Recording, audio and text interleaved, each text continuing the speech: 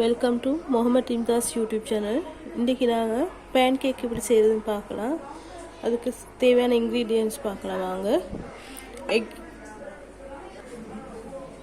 Egg எடுத்துக்கிறேன், sugar, salt, பட்டையும் ஏலக்காவும் எடுத்துக்கிறேன். இது ஆப்பசோடாவும் மஞ்சளும் மீக்குது. இங்கே இது பார்த்தீங்கன்னா கருப்பட்டிக்கு தண்ணி, தேங்காய் திருவி வச்சுக்கிறேன். இது வேறையா கட்டி தேங்காய் பால், கோதுமை மாவு எடுத்துக்கிறேன். இப்போ பார்த்தீங்கன்னா மஞ்சளையும் ஆப்பசோடாவும் இந்த மாவோடு சேர்த்து கலந்துக்குவோம். இந்த சுகரையும் சேர்த்துக்கிறேன், உப்பையும் சேர்க்குறேன், இந்த எக்கையும் சேர்த்துக்கிறேன்.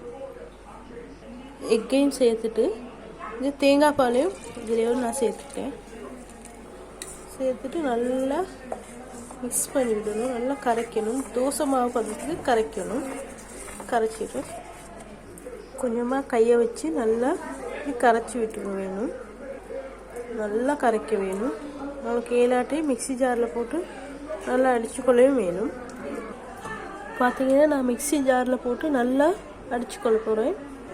பார்த்தீங்கன்னா இதில் நான் ஐஸ் க்யூப் எடுத்துக்கிறேன். இந்த ஐஸ் க்யூப்பையும் இந்த மாவுலேயே போட்டு அடிக்கணும். இந்த ஐஸ் க்யூப் என்னத்துக்கு போடுறேன்ற விவரம் நான் சொல்கிறேன். இந்த மாவை இதில் ஷிஃப்ட் பண்ணிக்கலாம்.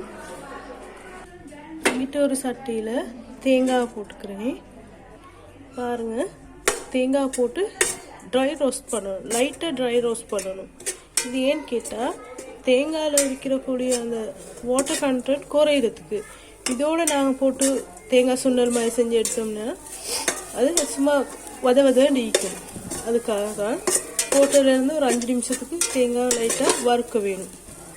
இப்படி நீங்கள் பேன் கேக் செஞ்சு பார்த்தீங்கன்னா நல்லா டேஸ்ட்டாக இருக்கும். பார்த்தீங்கன்னா தேங்காய் இந்த அளவு வறுப்பட்டால் போதும். இந்த வாட்டர் கண்டென்ட் அப்படி இல்லாமல் வச்சுட்டு பாருங்கள், இது போதும். அதே சட்டியில் நான் தண்ணி ஊற்றிக்கிறேன். தண்ணி ஆட் பண்ணி கருப்பட்டியை சேர்க்குறேன். இந்த ஏலக்காய் பட்டையும் சேர்த்துக்கிறேன்.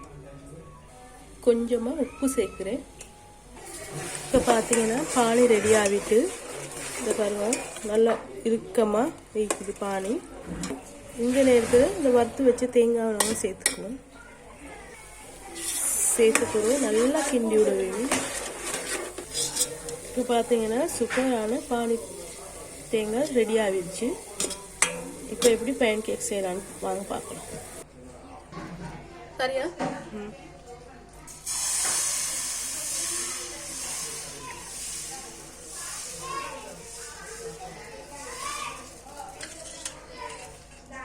பார்த்தீங்கன்னா நாங்கள் பேன் கேக்கான தோசையை ஊற்றிக்கணும். லைட்டாக தான் இது வச்சுக்கிறேன், ஸ்லோவாக தான் வச்சுக்கிறேன் அடுப்பை. இந்த சம்பல் நான் வைக்கிறேன். இது வச்சுட்டு நான் இதாலே சுருட்டி கொள்ளையணும். இந்த 2 பக்கத்து கொஞ்சம் ப்ரெஸ் பண்ணுவேன்.